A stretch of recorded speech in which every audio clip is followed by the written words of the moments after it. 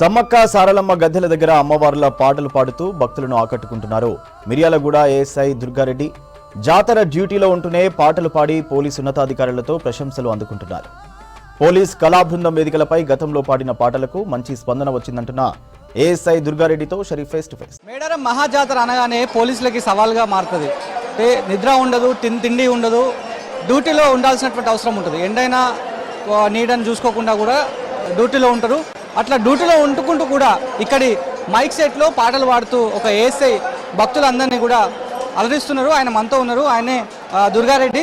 అన్న, మీరు ఎక్కడ చేస్తున్నారు? మేము నల్గొండ జిల్లా నుంచి ఇక్కడికి వచ్చామండి.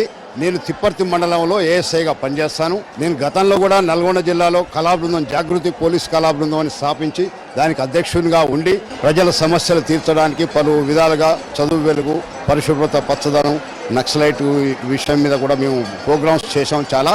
అదేవిధంగా ఇక్కడికి డ్యూటీ పైన వచ్చాను నేను. ఇక్కడ ఈ 5 రోజుల డ్యూటీ గురించి ఈ సమ్మక్క సారలమ్మకు వేలు లక్షలుగా తరలి వస్తున్న జనం ఎక్కడెక్కడి నుంచో అన్ని రాష్ట్రాల నుంచి కూడా తరలి వస్తున్నారు.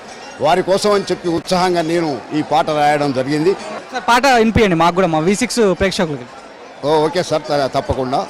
సమ్మక్కను రావా, సారలమ్మను రావా, ఒక్కసారన్న వచ్చిపోవా, నీ దర్శనమిచ్చిపోవా.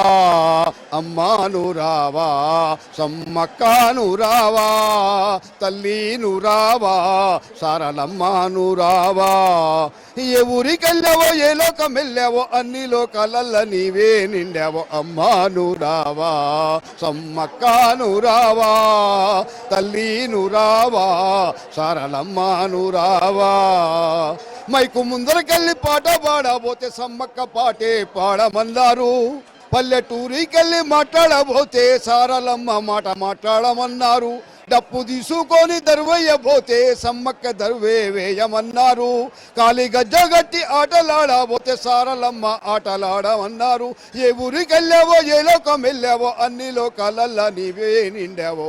అమ్మాను రావా, సమ్మక్కను రావా, తల్లిను రావా, సారలమ్మను రావా. ఒక్కసారన్న వచ్చిపోవా, నీ దర్శనమిచ్చిపోవా. సమ్మక్కను రావా, సారలమ్మను రావా.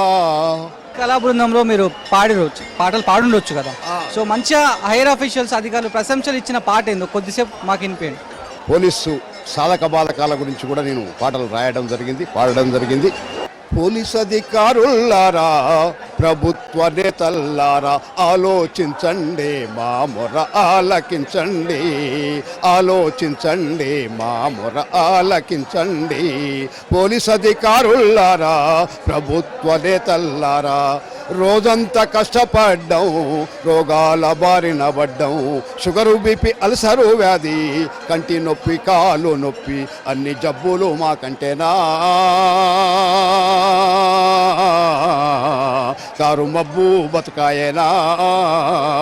పోలీస్ అధికారులారా, ప్రభుత్వ నేతల్లారా, ఆలోచించండి, మా మొర ఆలకించండి. 8 గంటల డ్యూటీ వారికి వేలు జీతం ఇస్తుంది. 24 గంటల డ్యూటీకి ఇచ్చేది ఇసుమంత జీతం. బారెడు పని చారెడు జీతమాయే. దున్నపోతు చాకిరి దూడమేత ఆయే. పోలీస్ అధికారులారా, ప్రభుత్వ నేతల్లారా, ఆలోచించండి, మా మొర ఆలకించండి. అటెండర్గా చేరిన వాడు హెడ్ మాస్టర్ అయితుండు. మస్కూరుగా చేరిన వాడు ఎంఆర్ అయితుండు. 24 ఏళ్ల సర్వీస్ అయినా